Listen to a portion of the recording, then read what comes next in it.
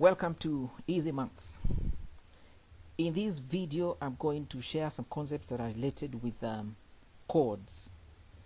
And we're going to have to look at the first concept, and in other videos, we're going to look at several others. So let's turn there.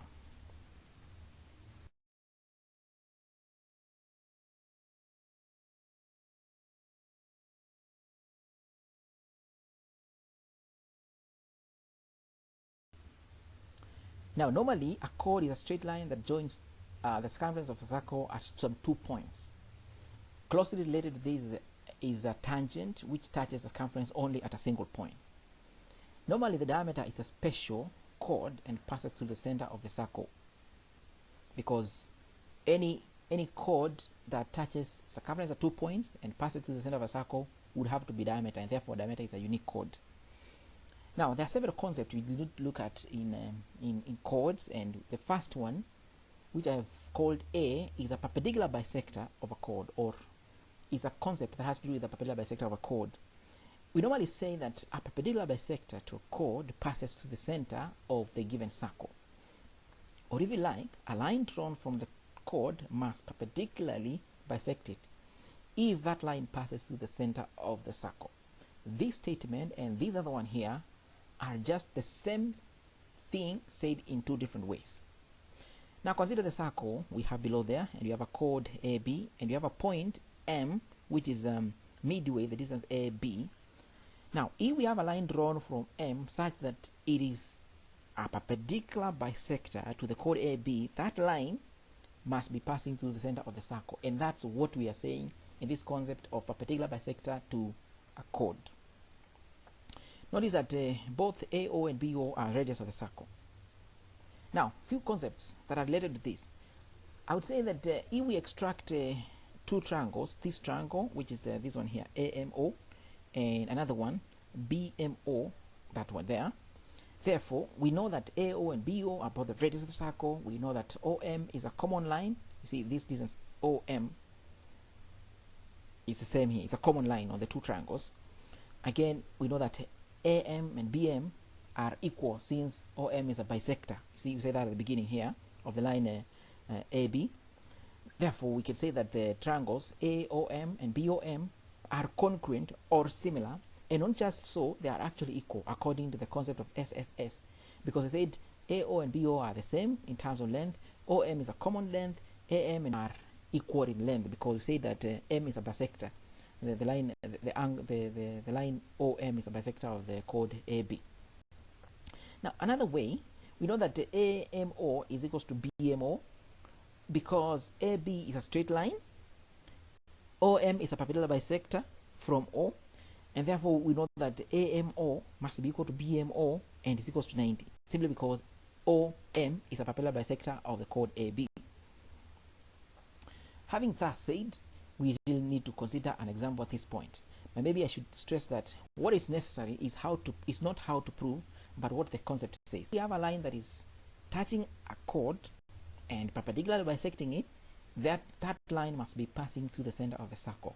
Or if you like, a perpendicular bisector of a chord passes through the center of the given circle.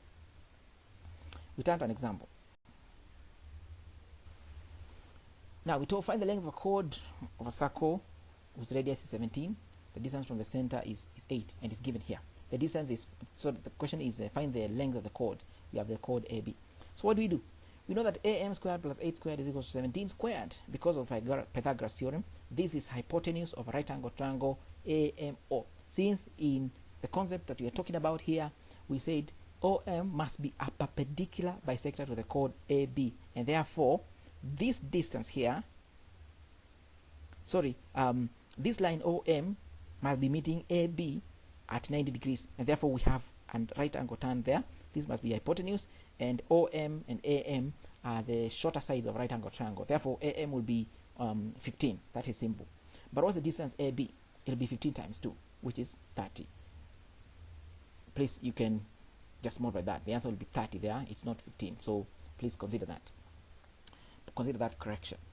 Another question told the X, Y, and RS are parallel chords on the opposite sides of a circle. Radius is 13.